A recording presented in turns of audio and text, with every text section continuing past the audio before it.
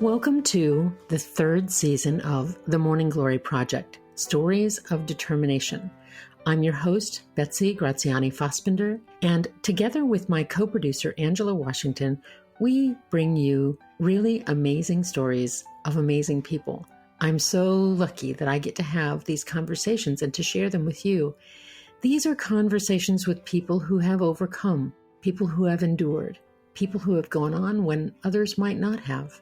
They've overcome losses or tragedies, disappointments and heartbreaks, or they've seen a goal and pursued it to its end.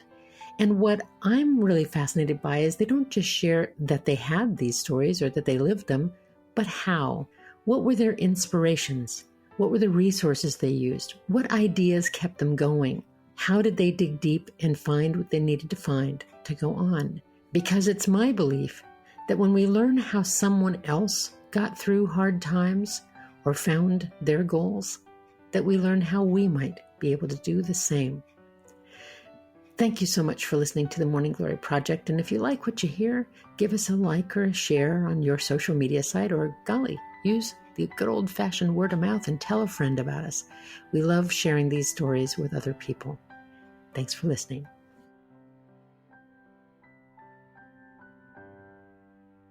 Today on the Morning Glory Project, I bring a special guest, special in a number of ways. I have known Elizabeth Appell as a writer, friend, and acquaintance in my writing world for some time and have admired her for many years for her tenacity and her creativity as a novelist, as a poet, as a playwright, as a screenwriter. She's just done it all, and she's always found a way through. But today I bring her for a special reason, and she contacted me after we haven't seen each other for some time. Like so many of us in the COVID era, we miss each other. When Elizabeth was enjoying lunch with a dear friend, she began to feel peculiar. And the next thing she knew, she was waking up in the hospital after surgery following a sudden stroke. To her great good fortune, Elizabeth's friend had been in the audience of a one-woman show of another Morning Glory Project guest, Dr. Diane Barns, who wrote and performed Stroke of Luck, in which she shares her own story of suffering a stroke, along with tips for identifying and helping others having a stroke. That sounds like an Escher drawing, doesn't it? But she instantly called 911, and because of speedy help, Elizabeth's recovery has been nearly miraculous. Elizabeth is a playwright, screenwriter, novelist, and filmmaker. Her play, Confessions of a Catholic Child, has won many competitions. The play was produced in San Francisco and Los Angeles. Her plays Chalk Lines and Moonwalkers were both semi-finalists at the O'Neill. Squawk the Musical was tapped by Apples and Oranges New York for development sessions and had its first reading in late 2019. We can imagine what happened later after that. More recently and currently, she's working on Elements of Betrayal, a limited series, The Family Trick, a play about a woman who slips into the Nether looking for the truth about her family. The play was just shortlisted by the London Playwrights. Elizabeth Appell, thank you so much for being with the Morning Glory Project today. I'm so happy to have you. Oh, Betsy, I'm very happy to be here. Well, and I'm happier still that you're here. Not just that you're here with me, but that you're here with us. Elizabeth, can you tell us and tell our listeners about that day, that having lunch with your friend? Well, my story begins when I wake up, because I really had no warning that something was happening to me. I was holding a cup of tea. I spilled my tea. I looked over and said, "Oh, look, Lee, I spilled my tea." And it looks like I wet my pants. And I thought we were laughing. And that was my exit from this scene. So, spoken only like a playwright would say it. That was your exit from the scene. And then I woke up, and these amazing white coats, bright faces surrounding me saying, "What is your name?" "Elizabeth Appell." "Where are you?" "Well, I must be in Marin General Hospital." If I look around, they said, "No, you're not." They said, "You're in UCSF, the University of California, San Francisco, on Parnassus." And I was how did I get here? Why am I here? And they were telling me that I had had a stroke. But for me, it's not managing the stroke, because I've came away unscathed to a degree. I can walk, I can talk, I can write, thank God. That's my everlasting savior. But I'm not the person I was right now. I'm hoping to get back to be that person. You feel different now than you did before. I feel different. I feel fragile. I feel very grateful and fortunate. And it's hard to explain, because my energy has changed. It's lower. Well, and I can say, Elizabeth, too, knowing you, that you're so quick-witted and so fast-thinking and so creative and ingenious with words. And I can hear that you struggle to find the word to say what you want to say. So things must be doubly frustrating for a word slinger like you to have trouble retrieving that as quickly. You're still, bright and brilliant and marvelous. I don't mean to sound insulting. I'm just saying that I can tell that it takes you more effort to pull those words from the ether than it once did for you. Yeah, I'm discovering that words don't necessarily grow out of our brains. They grow out of our energy and our spirit. And I think that's what has happened. I've lost some of that energy and that spirit. If I'm in my room by myself with my computer and I'm working on this limited series, that's a complicated story. I have finished the pilot. I got a note back from a producing company yesterday that was very encouraging, which was amazing, because I've written a good deal of it post-stroke. So that's really good for me. That's puts more fuel in my tank. But things have changed. Things have changed. Well, and isn't it true, I guess, through all of our ages and stages of life, that we're always having to adapt in one way or another, whether it's we're adapting from youth to young adulthood, to childless to having children, from having children to launching them away.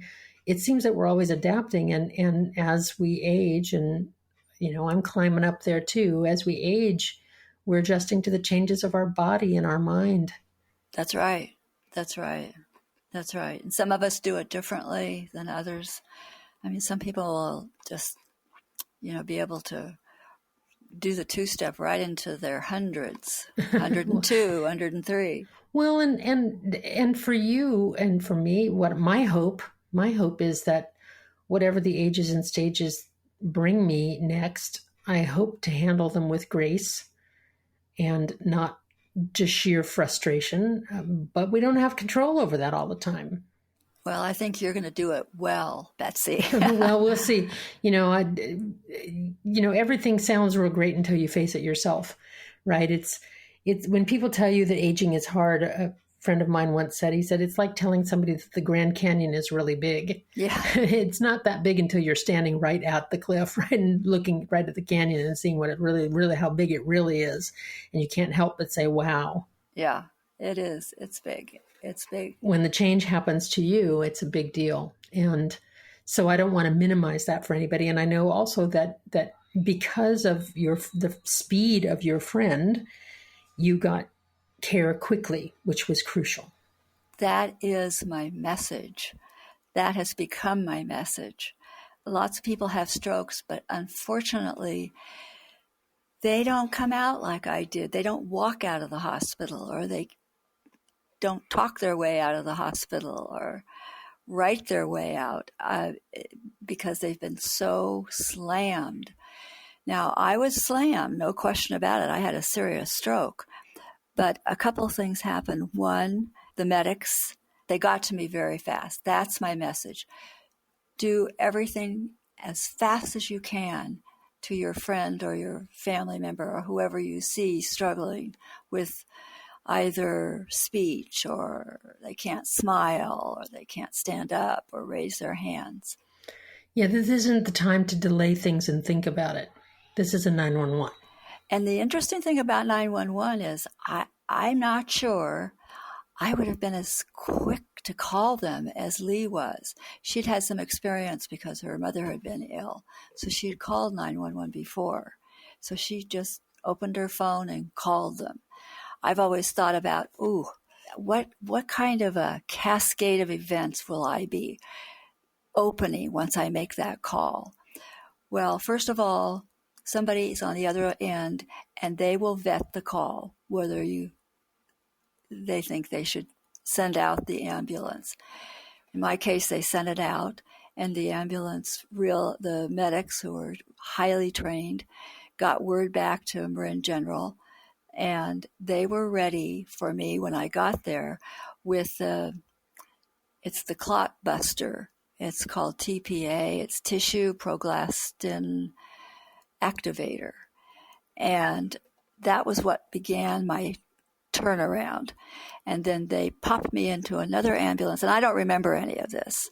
I'm just putting these pieces together. They popped me into another ambulance and took me to UCSF, where they immediately operated on me, an aorundectomy, which is they put a tube up my groin, up my femoral artery, up into my carotid artery, and pulled out a clot. Hallelujah. I said, what did you do with that clot? Well, you wanted to see it? I wanted to put it in plexiglass. I was going to make a necklace. They all shook their head. No.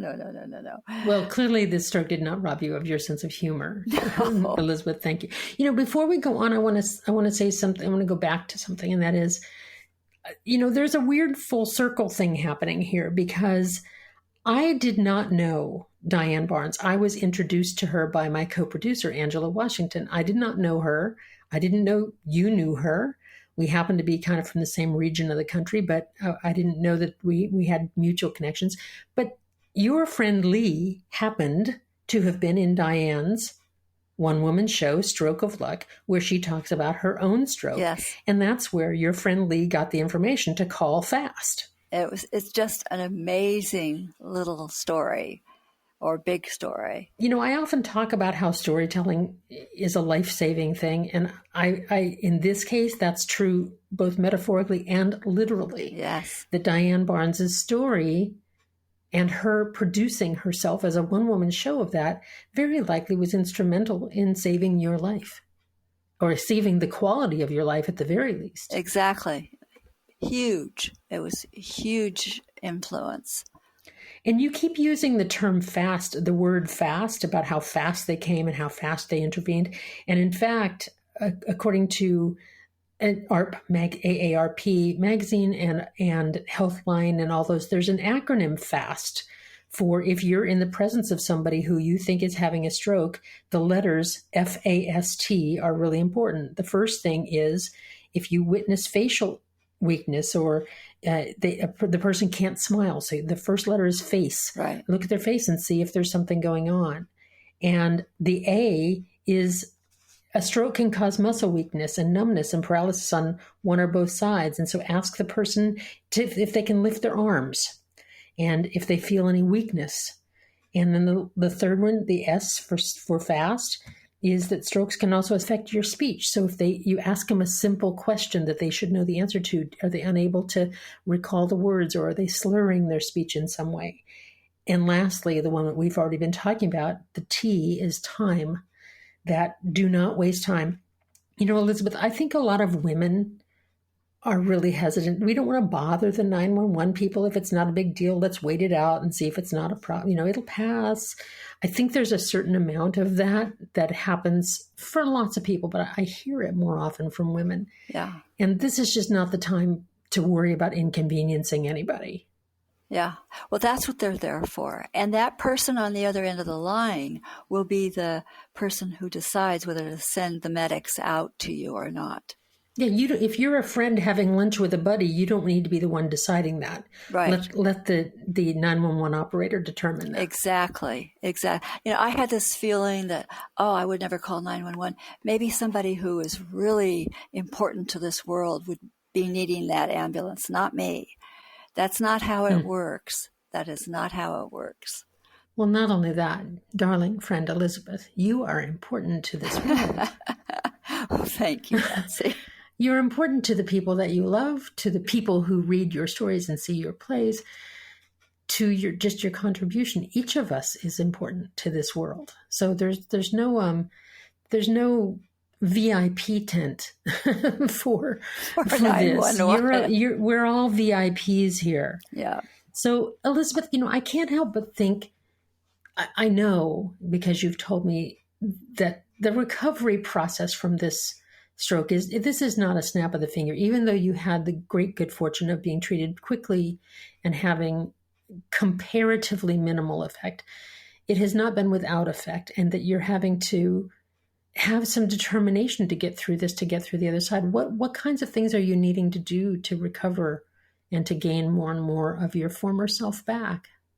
I think I'm needing to rest more. I need to do that. I haven't taken a nap since I've been home from the hospital, and I think I need to let my body heal a little bit before I try anything big. And how long ago was this, by the way? It was the 15th of November. So just a few months ago. A few months ago. But then in the meantime, I've been diagnosed with atrial fibrillation, which was a blow. And then sleep apnea, which all these things are interwoven into stroke. So, and I didn't know that. And I should say, you're a person that takes good care of yourself. Yeah. You are active and trim and all those kinds of things. So it wouldn't be the kind of thing that you look around and think, wow, there's a stroke ready to happen. This seemed like an unlikely thing to you. That's right. I'm thin. I have a good diet. I do all my walking. I get my steps in. But I am still getting my steps in every morning. I do 3,000 to 4,000 steps. Well, I also can't help but think, too, that you're drawing from a pool of tenacity and determination that you've developed for a lifetime to have completed and to have written and been as prolific as you've been, have completed as many projects, and not just one type of project, but learning different kinds of modalities, from a musical to a play to a book to a screenplay to a series, doing all of those things. I'm wondering if some of the same tenacity that you have in your writing life is part of what's helping you these days. I think it is. It's my love of writing, I think, that's helping me. That's where I feel the most peaceful and the most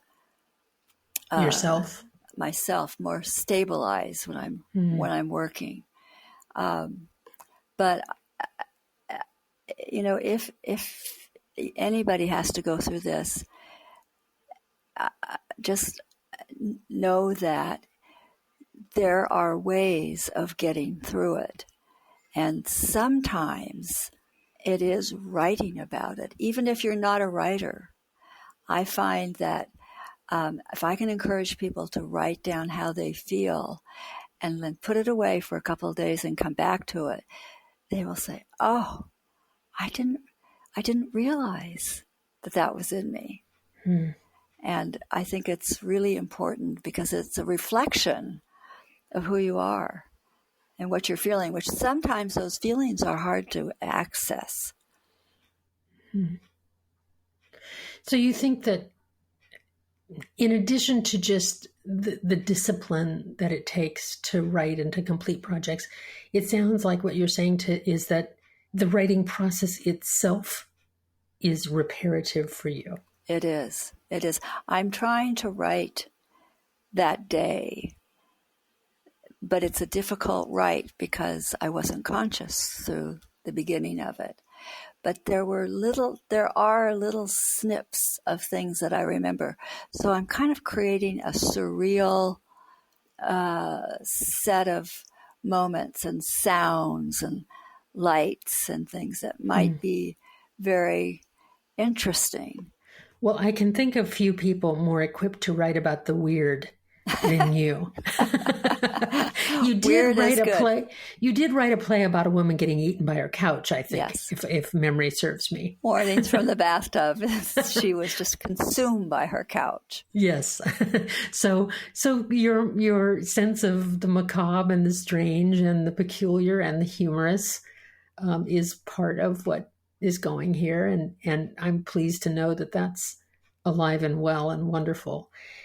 I want to reiterate for our listeners the importance of understanding the symptoms of a stroke, not just for yourself, but for your companions, and even the companions that you don't think would be the stroke victim, your physically fit friend, that it's FAST, F-A-S-T. First, if you can observe facial weakness, if somebody had asked them to smile, ask them to raise their arm, see if they're feeling any numbness or they're having difficulty lifting an arm. See if their speech is affected, either that they can't recall a certain word or they're slurring it. And most important of all, time. Don't waste any. Call. Don't waste time. Call. Yes. Elizabeth Appell, I'm so grateful you're here. Grateful that you called me and said, hey, I got to share this because people need to know this. I'm so appreciative that you would once again share with such a generous spirit what you know so that others can learn from it as well. I strongly advise folks look up Elizabeth Appell and her beautiful stories, from plays to books and all of those things. You can find them at Elizabeth Appell, and it's Appell. If you're listening on your car radio, you can look that up when you get home. Thank you so much, Elizabeth. I'm so grateful to have you in my writing community, in my women's community, and now as part of the Morning Glory community. Thanks so much for being here. Betsy, thank you for allowing me to share.